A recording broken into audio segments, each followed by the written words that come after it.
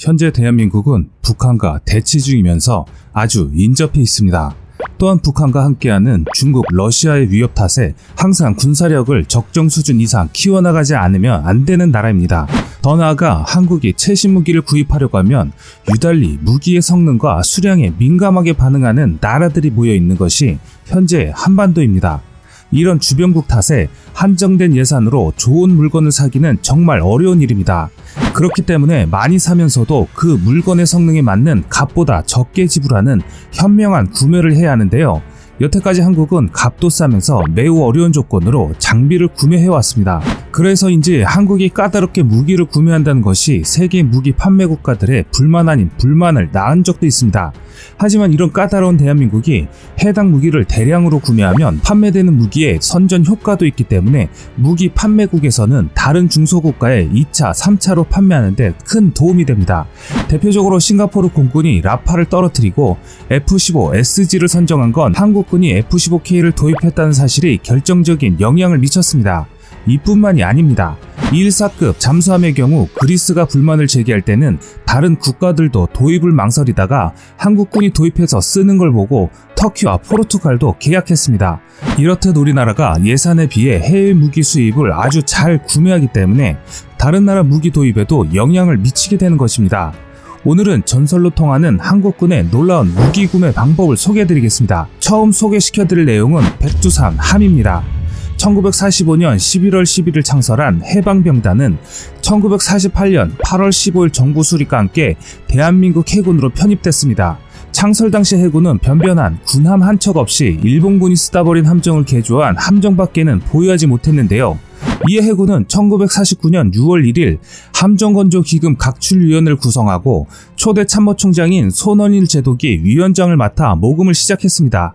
모든 국민들이 운동에 참여해 여인들은 삭바느질 등을 통해 비용을 보탰고 군인들은 자신들의 월급을 줄여가며 성금을 모았습니다. 이렇게 4개월 동안 모은 1만 5천 달러와 이승만 대통령이 정부지원금 4만 5천 달러를 더해 백두산함, 금강산함, 삼각산함, 지리산함 4척을 구입했습니다.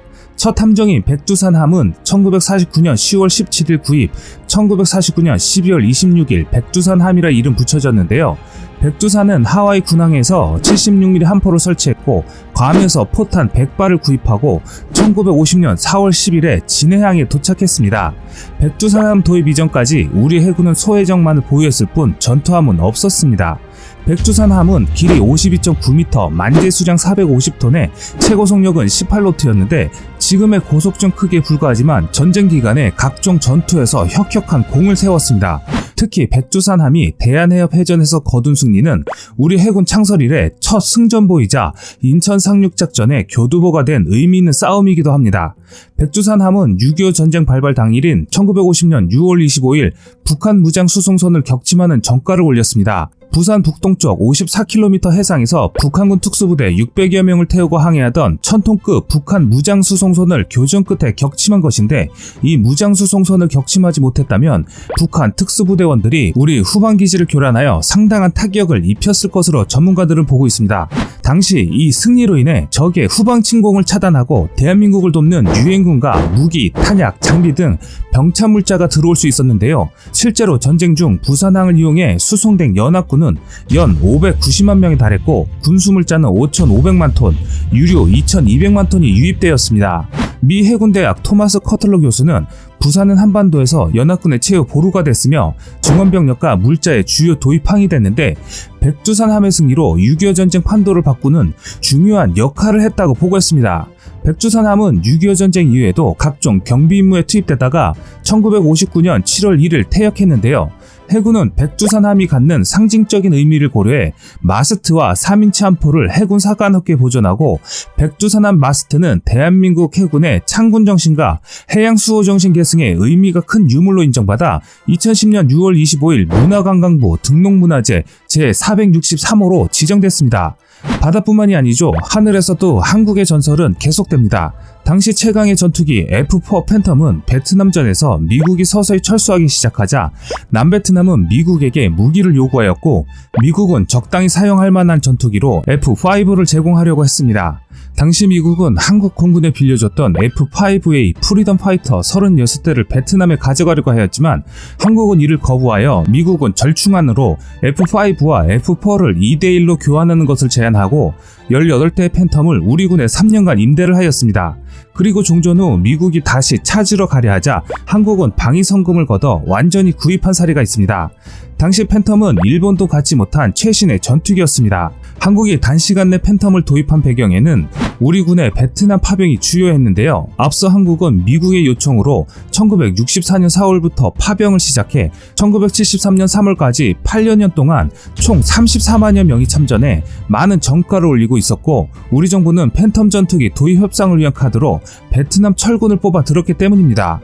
한국군은 베트남 파병에서 모두 5,066명이 전사했는데요. 이국당 베트남에서 피땀을 흘린 장병들이 없었다면 한국군은 무기 현대화는 물론 최신의 전투기 F-4 팬텀을 도입하는데 더 많은 시간이 걸렸을 것입니다. 또한 미국이 한국에게 전략무기를 과하게 퍼준 사건이 있습니다.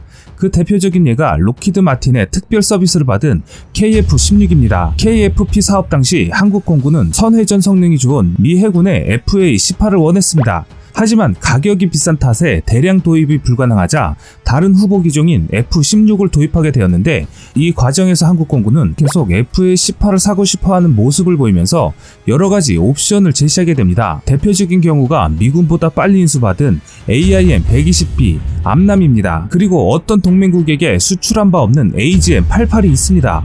또한 F-16이 여러 면에서 한국에게 유리한 성능 개조가 된 것이죠. 당시 최첨단의 무기였던 암람은 말 그대로 차세대 중거리 공대공 미사일이었습니다. AIM-120은 발사 후 파이어 앤 포겟 방식이 가능하고 일정 거리는 관성 유도에 의해 이동하다가 자체 레이더의 사정거리에 적기가 들어오면 알아서 적기를 쫓아서 명중합니다. 이런 첨단의 미사일을 미국보다 먼저 받은 것입니다. 그리고 AIM-120B의 도입 가격은 초기 생산형이라 비쌀 수밖에 없는데도 현재 시세와 크게 차이가 안 날 정도였습니다. 또한 한국의 경이적인 영업력은 여기서 그치지 않습니다.